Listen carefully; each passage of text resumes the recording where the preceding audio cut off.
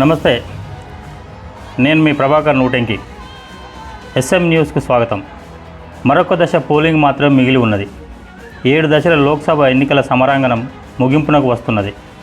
June 1వ తేదీన జరిగే ఆఖరి దశ పోలింగ్ అనంతరం ఎగ్జిట్ పోల్స్ వెలువెత్తనున్నాయి. లక్షల మంది ఓటర్లలో కొన్ని వేల నమూనాలు మాత్రమే సేకరించిన రూపొందించే ఎగ్జిట్ పోల్స్పై భిన్నాభిప్రాయాలు వ్యక్తమవుతున్నాయి. ప్రజాస్పందన స్పష్టంగా తెలిసిపోయిన సందర్భాలు మినహా మిగిలిన సమయాల్లో ఎగ్జిట్ పోల్స్ బోల్తా కొట్టిన ఉదంతాలు కొత్తేమీ కాదు. ఇది ఇలా పక్కన పెడితే జూన్ 4న నిర్వహించే ఫలితాలు అంతిమంగా ప్రజా తీర్పును ప్రకటిస్తాయి. మోదీ మూడోసారి ప్రధాని అవుతారా, లేదా బీజేపీ ఉదరగొడుతూ వచ్చిన 400 పార్ నిజమవుతుందా, లేదా బీజేపీ సాధారణ మెజార్టీ సాధిస్తుందా, లేక పలువురు విశ్లేషకులు చెబుతున్నట్టు ఎన్డీఏ సైతం మెజారిటీకి దూరంగానే ఉండిపోతుందా, 20 ఏళ్ల క్రితం చరిత్రను పునరావృతం చేస్తూ ప్రతిపక్ష కూటమి అధికారంలోకి వస్తుందా అనేది తేలిపోతుంది. 543 స్థానాలు ఉన్న లోక్సభలో 272 స్థానాలు గెలిచిన పార్టీ లేదా కూటమి ప్రభుత్వం ఏర్పాటు చేస్తుంది. ఆ ఫలితాల కోసం అంతా ఉత్కంఠతతో ఎదురుచూస్తున్నారు. స్థూలంగా బీజేపీకి కనిష్టంగా 210 నుంచి గరిష్టంగా 310 సీట్లు వచ్చే అవకాశం ఉందనేది చర్చలు జరుగుతున్నాయి.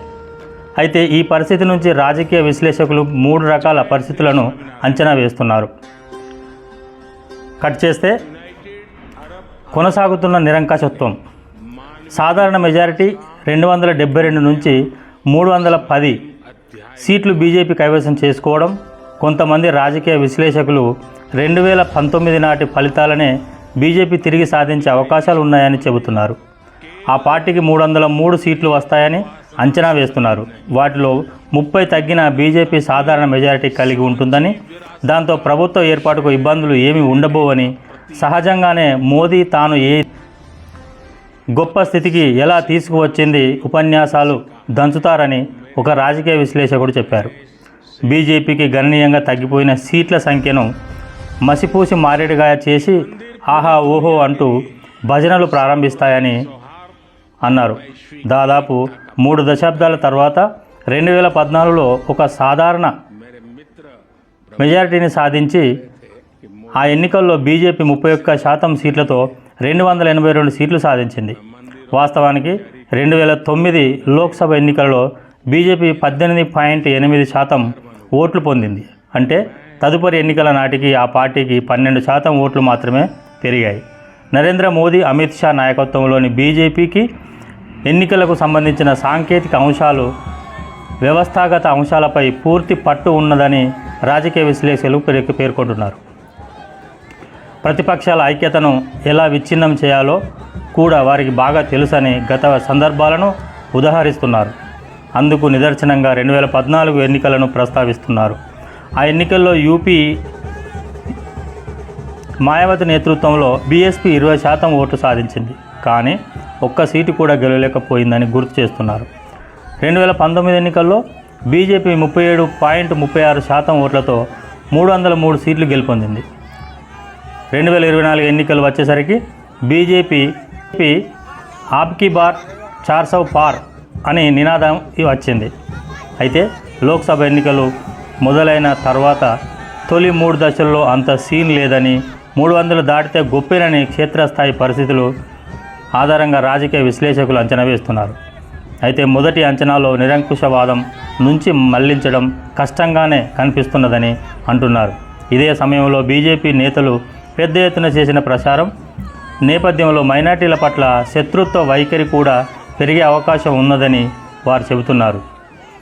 ఇక యోగి ఆదిత్యనాథ్ దాస్కు చెక్.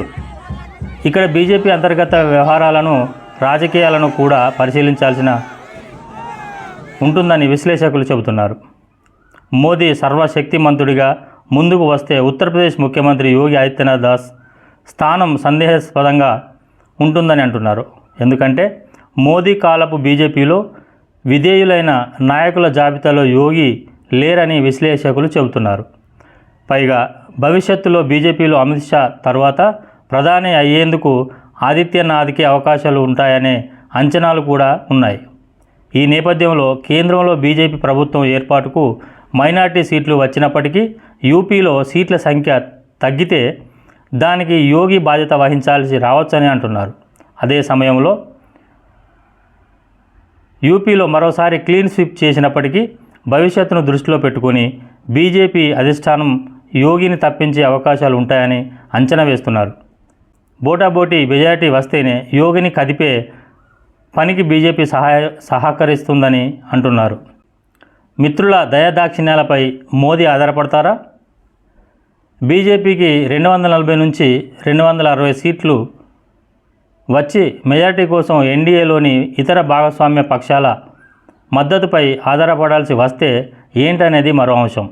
ఎన్డీఏకు సైతం తగిన సంఖ్యాబలం రాని పక్షంలో మోదీ మేనేజర్లు ఇప్పటికే కేసులను ఎదుర్కొంటున్న తెలంగాణ, యూపీలోని పార్టీలపై దృష్టి కేంద్రీకరిస్తారని అంచనా వేస్తున్నారు. ఫలితాలు వెలువడిన మరుక్షణమే బీజేపీ ఆపరేషన్ కమల్ను ప్రారంభిస్తుందనే అంచనాలు ఉన్నాయి. ఎందుకంటే గతంలో అనేక సందర్భాల్లో ఇతర పార్టీలను బీజేపీ చీల్చిన సందర్భాలను కూడా వారు గుర్తు చేస్తున్నారు. రెండో అంచనా ప్రకారం అధికారంలోకి వచ్చే మోదీ ప్రభుత్వం సొంతంగా సంఖ్యాబలం కలిగి ఉండదు. అదే జరిగితే తానే సర్వమని, తన దయపైనే ఇతర పార్టీలు ఆధారపడి ఉంటాయని భావించే మోదీ ఇతర పార్టీలపై ఆధారపడి పరిపాలన కొనసాగించాల్సిన మానసిక పరిస్థితిని ఎదుర్కొనడం ఆసక్తికరంగా ఉంటుందని చెబుతున్నారు. గుప్పెడు మంది ఎంపీలు ఉండే ఏక్నాథ్ షిండే లేదా నితీష్ కుమార్, వైఎస్ జగన్మోహన్ రెడ్డి లేదా చంద్రబాబు వంటి వారి దయాదాక్షిణ్యాలపై మోదీ ఆధారపడాల్సి ఉంటుందని విశ్లేషకులు అంటున్నారు. మోదీ లాంటి వ్యక్తిత్వం ఉన్నవారికి ఇది ఇబ్బందికరంగా పరిస్థితి అవుతుంది. అయితే అంతటి పరిస్థితిలో కూడా భాగస్వామ్య పక్షాలను మద్దతు ఇచ్చిన శక్తులను తమ కనుసన్నల్లో మెదిలేలా చేసుకోగల సత్తా మోదీ, అమిత్ షాకు ఉంటుందని అంచనా వేస్తున్నారు. మరొక అంశంతో మళ్ళీ కలుద్దాం. ఈ ఛానల్ను సబ్స్క్రైబ్ చేయండి, లైక్ చేయండి.